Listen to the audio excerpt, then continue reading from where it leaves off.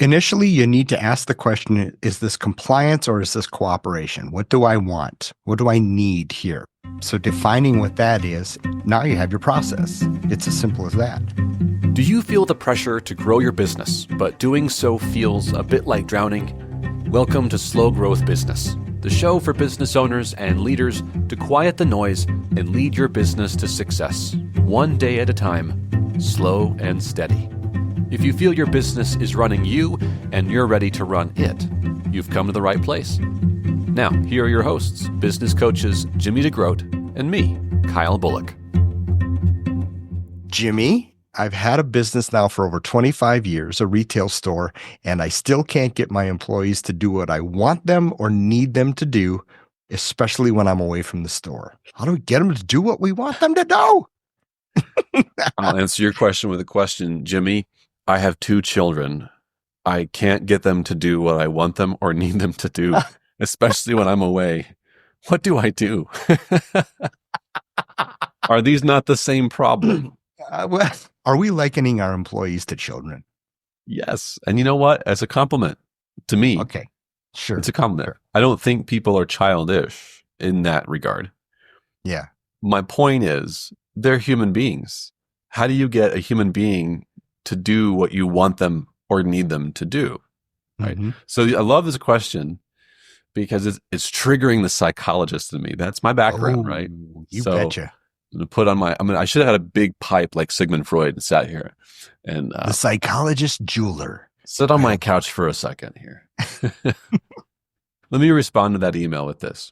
What is better when you're leading, whether it's employees or even children, in my silly example? Okay. What's better? Compliance or cooperation? What would you rather have? Compliance or cooperation?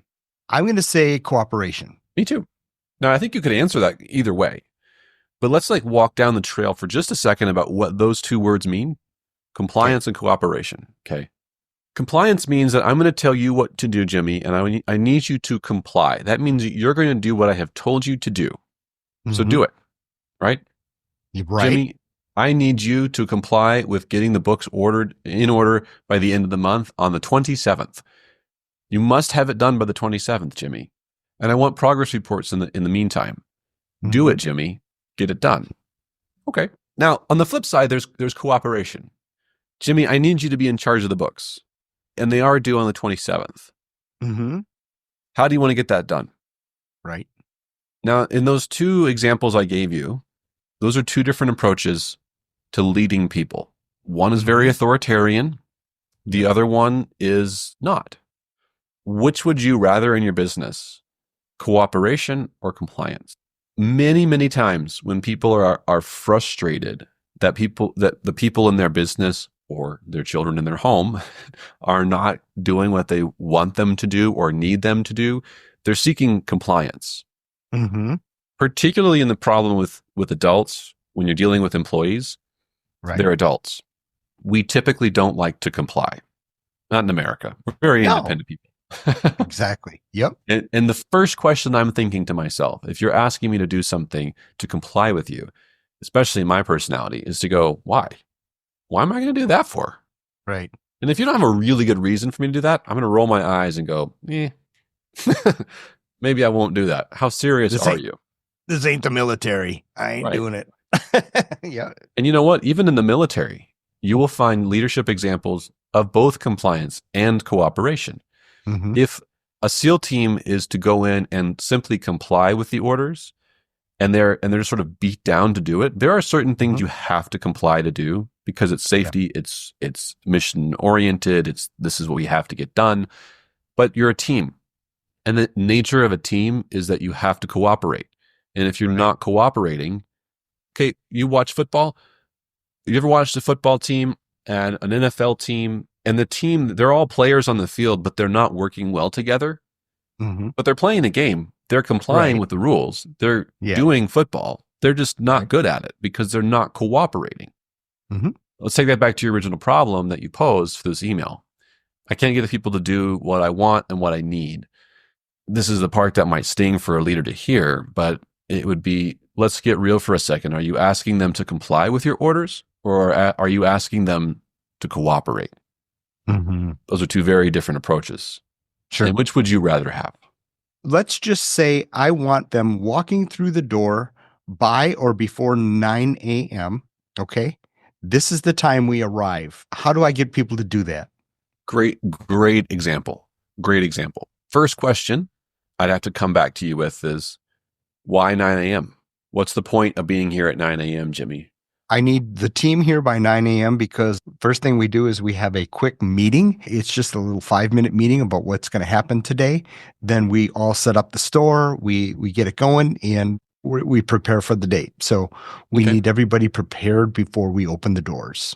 Why is that meeting important? Why is that meeting important? Because it's directly involved in the operations of the day-to-day. It's when I'm going to be here, when I'm not going to be here, what to do about special orders, what to do about repairs that are happening today, what customers are coming in. So there's a lot of crucial points in that meeting that everybody needs to know about. Yeah, but what are we talking about? Oh, you're drilling me. You're drilling me here. And you're getting frustrated, aren't you? What are you getting at, Bullock? You're getting frustrated, aren't you? Ultimately, I'm just going to say, dang it, because I'm the boss and this is what I want done. There it is. That's it. Which is the nature of the question I received. I'm the boss, dang it. Do as I've said. Hey, you approached the scenario, I need you here at 9 a.m. with an order first. I need you to do something, and this is what I need you to do. Now, I'm going to respond to that with why, what, how, why. The more that I do that, I'm seeking answers to a question that I don't fully understand. Okay. Right. And I'm trying to fold that into my life because I've got a full, robust life and a family to deal with. So I've got to have answers when I come home. Mm-hmm. You started with an order first. That's a compliance situation. Here's what I have to have you do. And every time I come back with why, you're getting frustrated. Well, just because I said so is going to be the ultimate answer. Right. This time, instead of starting with the order, I want you to start with the outcome that you want. Don't even mention the time, but I want you to start with the outcome that you want me as an employee to do through this order. Okay.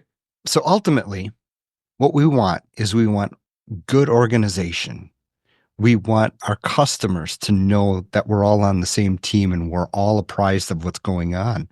And we have a good culture in our store. That's very important.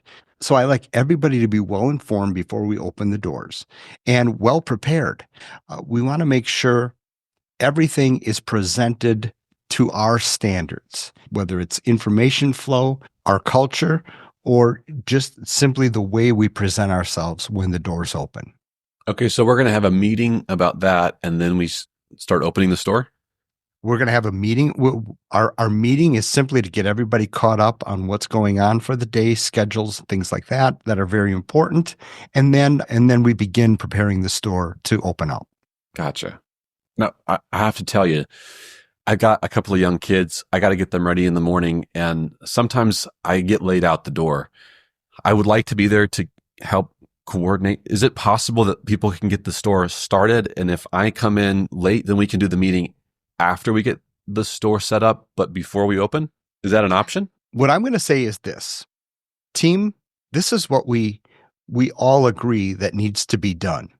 If you have more creative ways to make this happen, or if you have other ways to be more efficient about how this is going to happen, let's hear it and let's all decide on it together. Now that is cooperation. Now, I put Jimmy really on the spot on this one, playing therapist. We're talking compliance and cooperation. The first example, you started with an order, be here at 9 a.m., and I'm asking why? Right. It frustrates you, and I'm probably going to be laid out the door. In the second situation, you started with the reason. Hey, we need to get the team to be cohesive. The way that we do that is by meeting together, and then we open the store. Then I can come back and say, that sounds great. That aligns with my why and what I need to do. But here's a problem that I'm going to run into. How do we troubleshoot that? Now we're troubleshooting. Is the 9 o'clock meeting really that important to be at 9 o'clock? Or is 9:05 acceptable?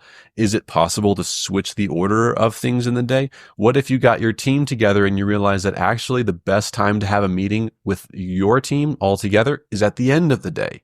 And you ended it in this little dialogue. I didn't know where this was going to go, but you ended it with, you know what? Before I say yes to that, let's talk to the whole team and see what the creative solution is. And that is the nature of cooperation. Yeah. Then you have buy-in. You have buy-in from everybody that helps create it instead of the top-down type of leadership. I did the very same thing when I wanted what's known in retail as an up system. And it's Melissa's turn. Now it's Michael's turn. Now it's Tony's turn. And I wanted a system to make sure that every customer is waited on in a timely manner. And we tried a few ways that were very dictatorial, and that did not work out. And so I did that. I did this back in 1997. I just said, listen, we need a system. We need a system. We want our customers to be waited on in a timely manner. You guys decide what it is. I'm going to go for breakfast. And I literally did that. I said, I'm going to go for breakfast. Let me know in a half an hour when I come back what it is. So it worked. It was phenomenal. Yeah. They held each other accountable to it. Yeah. When you're trying to figure out how to motivate people, and I hesitated with the word motivate because it kind of gets overused. Mm-hmm. A lot of the complaints that we hear about motivation is my team's not doing what I want them to do. And that's not necessarily the same thing as motivation. There's some overlap, but not quite the same. I think it really comes down to this issue of compliance versus cooperation. And I would ask those managers, those leaders, those store owners who are listening to this podcast with that problem in mind, when you're thinking of the thing that's driving you nuts, be specific. What specifically is driving you nuts that the team is not doing? Mm-hmm. Now ask yourself this question. Is it really important for me to die on this hill? Like, is this the one that I need to really die on? Probably not. I mean, being at work at 9 a.m. on the dot, is it really important? Most of the time, no. If you're an ER nurse trying to relieve a shift for someone else, okay, probably so. Like 5 minutes early would be great. But that's when we have to discern if it's really worth dying on that hill. If it is, and there really shouldn't be that many things that are worth it, compliance is the thing. And for me, compliance comes down to safety. Are we doing the safety protocols that we have to do, and the wellness of my team? Yep. Financial, cash till, that type of thing. Absolutely. Right. Yeah. Like if the scenario that we played with here was about the security of the keys of the business, I need the keys to be turned in at this time. And I'm like, I'm kind of getting sloppy with that. You have every right as my boss to come to me and tell me, you put those keys on that thing at this time every single day, because that is safety. You are risking people's safety. Yep. Otherwise, is it really an issue that we need to die on that hill? And if not, then cooperation. Here's where I'll end my little soapbox. We're not going to solve that in 20 minutes, because what's funny is if you could watch this, I'm watching Jimmy dialogue with me in our example, and I'm asking him to go from the compliance method to the cooperation method. He's having to stop and think, man, how exactly do I reword what I just said to start with the why and start with the objective first? I'm starting with objective first in cooperation, not the order. And so he's having to kind of double clutch and think it, and I can see it on his face. Yeah. And that is completely normal when you're not used to doing that. I do that all the time. I have to sit there and think to myself, if I'm going to roll this out to the team, how do I do that? By stating the objective first. And so I would just tell you, it's okay to take a moment, pause, and reconvene in your brain. How do I reword this so that I get their cooperation and feedback, but still get to the objective that we need to get to? There is this objective. We have to get the objective. And that's completely normal and natural. And it's just a skill you practice over a period of time. And trust me, I'm preaching to the choir, because I do have 2 young children who don't do what I want them to do. And at the end of the day, I end up going, because I said so. Yeah. Okay, so I got to throw this at you, Mr. Psychologist. That is a great team exercise. What if I have one individual How do I deal with one individual who consistently does not comply with one of our non-negotiable standards, whether it's coming in on time? Yeah, how do we deal with that? Great question. Is it the same thing? So let's assume that you've created an atmosphere where you are cooperation first, and you're trying as best as you can to work with everyone on those cooperation first tasks. But there are things that are non-negotiable. And we've really gotten to a point where we can define, okay, safety and protocol, there are things we have to do. Those are fireable offenses, and you've got to be a big boy and say it and stand up to that. The secret is written down, clear expectations, clear consequences. Yep. Okay. I love it. First is write it down, usually in a handbook that they're going to read and sign. This is what the policy is that you have to follow. Yep. The expectation is this is what you're going to do. So you have to write that down in plain writing. There's a lot of legal reasons to do this, but there's also just accountability reasons. Like you go, well, it's common sense. Well, it's not really common sense until you teach somebody what your common sense is. And sometimes writing it down is the way that you be held accountable to what you want them to do. And it also adds a serious level of seriousness about the matter if it's written down. Absolutely. If the matter is we got to keep up with your keys to the store or to the business, this is what I expect from that, right? Now, if you don't comply with that, then the consequences are also written down. So before we have a problem, I'm going to tell you what the result will be. If you lose the keys to this business, the first offense is, we send you home. And then the second offense is you're fired. And that's that. Now, we show this to them as soon as possible before an offense has ever been made. And if you don't have it written down and you don't have clear consequences, but you're frustrated that someone's not complying, start by writing it down, showing and training them, having them sign it, and show them that there's these expectations and these are the consequences. I have to be hard on this because my chief job is to keep you safe, to keep you secure, and for the wellness of this business. And this is directly in relation to that. The write it down, clear expectations, clear consequences. It only works with compliance on severe things. It does not work to motivate people to positive things. Right.